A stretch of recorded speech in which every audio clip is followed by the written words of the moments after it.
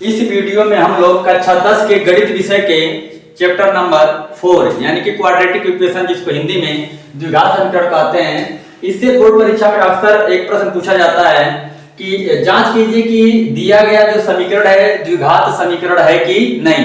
तो बहुत जो बच्चे होते हैं उनको पता ही नहीं होता है कि द्विघात समीकरण होता क्या है, द्विघात समीकरण की जांच कैसे करेंगे। तो पिछले वीडियो में हमने क्या किया था कि बताया था कि अगर कोई समीकरण दिया गया है और उसको चेक करना है कि द्विघात समीकरण है कि नहीं, तो कैसे चेक करते हैं। अगर आपको नहीं मालूम है तो मैं बता दे रहा हूं कि द्विघात समीकरण कैसे चेक करते हैं।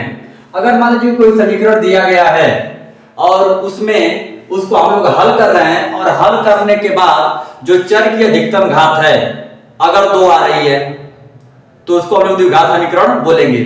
अगर चर की अधिकतम घात 2 ना आके कुछ और आ रही है, मान लीजिए 3 आ गई, 5 आ गई, 1 आ गई, तो उसको हम द्विघात समीकरण नहीं बोलेंगे।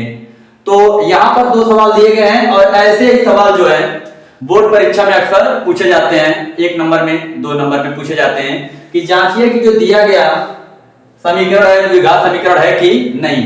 तो पहले हम उस समीकरण को हल करेंगे, देख के तुरंत नहीं लगाएंगे, देख के चर की घात को देखकर अगर चर की घात 2 दिखाई दे रही है और तुरंत हम लोग लगा दे रहे हैं तो कई स्थितियों में वे सवाल क्या होते हैं, गड़बड़ हो जाते हैं। हम लोग क्या करेंगे, उस सवाल को हल करेंगे और हल करने के बाद देखेंगे कि जो चर आ रहा है उस चर की अधिकतम घात क्या है, उसके आधार पर हम लोग बताएंगे। जैसे में पहला सवाल है x + 1 का होल स्क्वायर बराबर 2x - 3, यह द्विघात समीकरण है कि नहीं है।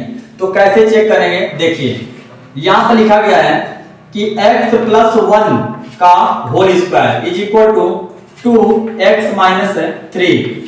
अब यहां पर x + 1 का होल स्क्वायर तो हम लोग इसका प्रसार करेंगे तो क्या होगा, x² + 1 का square plus 2x a + b का होल स्क्वायर आप लोग जानते होंगे, a का स्क्वायर धन b का स्क्वायर धन 2ab।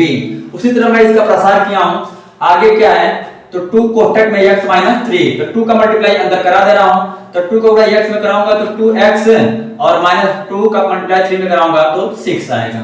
आगे क्या होगा तो x² + 1 और यहां पर क्या है 2x बराबर में 2x - 6, यहां पर भी 2x है और यहां पर भी 2x है, बराबर के इधर 2x है बराबर उधर भी 2x है और जो चिन्ह है उनका क्या है, बराबर है। तो इस कंडीशन में क्या हो जाएगा, इससे कैंसिल हो जाएगा। तो x² + 1 -6 को हम लोग बराबर किधर लाएंगे तो +6 होगा और उधर कुछ नहीं बच रहा है तो हम लोग 0 लिख देंगे।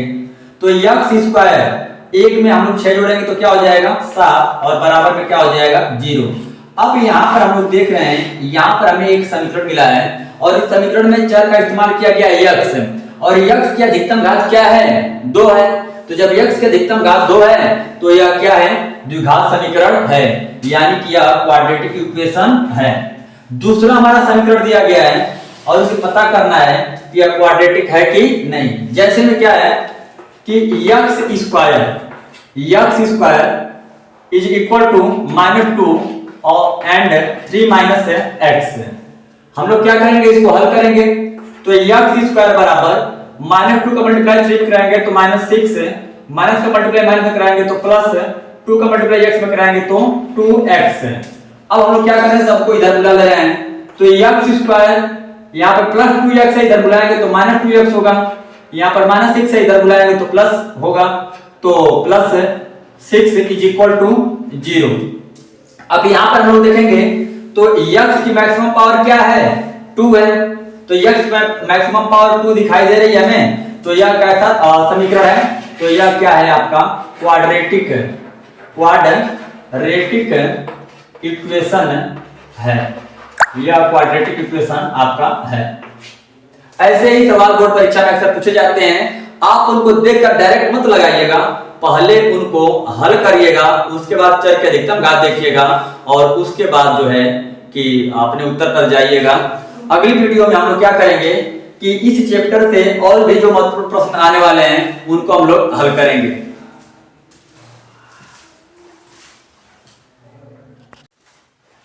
यहाँ पर मैं आपको 2 सवाल दे रहा हूं और इसको जांच करके बताइए कि क्या यह द्विघात समीकरण है कि नहीं।